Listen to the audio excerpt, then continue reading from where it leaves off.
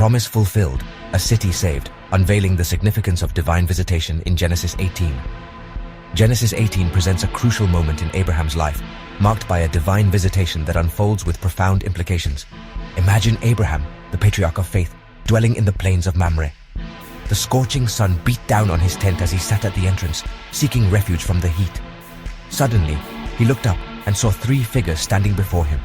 Unbeknownst to Abraham, these were no ordinary travelers, but heavenly messengers, one of whom was the Lord himself.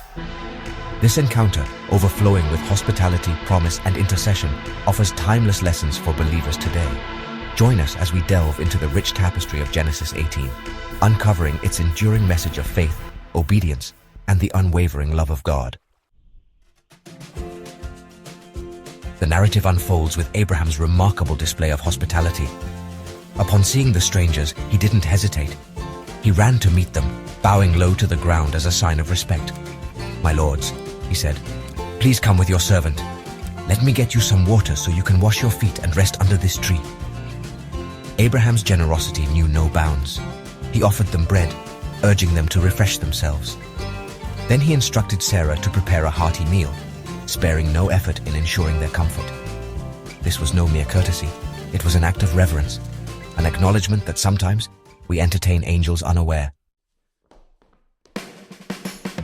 As the visitors enjoyed Abraham's hospitality, a momentous promise was reiterated.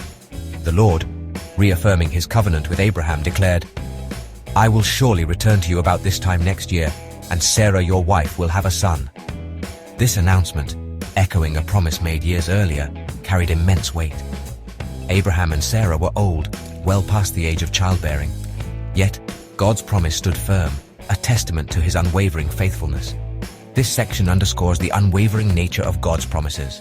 Despite human limitations and seemingly impossible circumstances, God's word remains true. It invites us to reflect on the promises he has made in our own lives, encouraging us to cling to them with unwavering faith. Section 4. Laughter, Doubt, and Divine Reassurance. Sarah's response to the promise.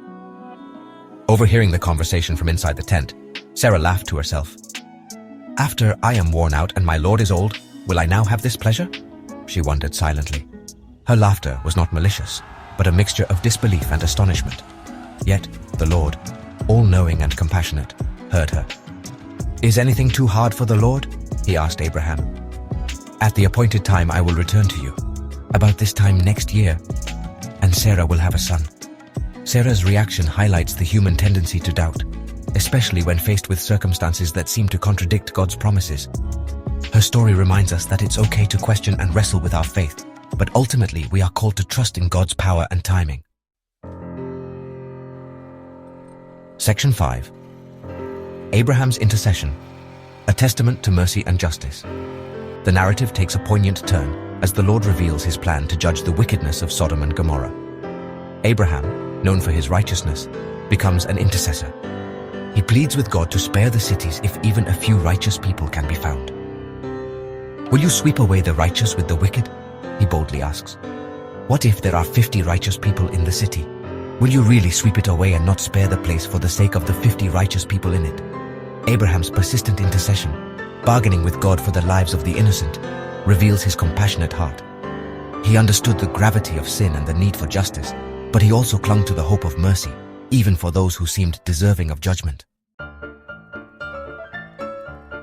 Section 6. The destruction of Sodom and Gomorrah, a consequence of unrepented sin. Despite Abraham's fervent pleas, the wickedness of Sodom and Gomorrah had reached a point of no return. The cities, consumed by immorality and depravity, faced God's righteous judgment. Fire and sulfur rained down from heaven, reducing them to ashes. This cataclysmic event serves as a stark reminder of the consequences of unrepentant sin. It underscores the holiness of God and the inevitability of judgment for those who reject his ways. The destruction of Sodom and Gomorrah stands as a timeless warning against the dangers of unrestrained sin. It reminds us that God's patience, though immense, is not infinite. His judgment, though often delayed, is always certain. Section 7. Embracing the lessons of Genesis 18, hospitality, faith, and intercession. Genesis 18, rich in symbolism and profound in its message, offers timeless lessons for believers today. We learn the importance of radical hospitality, welcoming strangers with open arms, for we never know when we might be entertaining angels. Abraham's unwavering faith in God's promises, even in the face of human limitations, encourages us to trust in God's timing and faithfulness. And finally, Abraham's compassionate intercession for the people of Sodom and Gomorrah challenges us to be advocates for others, pleading for mercy and justice in a world often shrouded in darkness. As you reflect on this encounter, ask yourself, how can I better demonstrate hospitality in my own life? Who are the strangers I need to welcome? What are the promises God has made to me?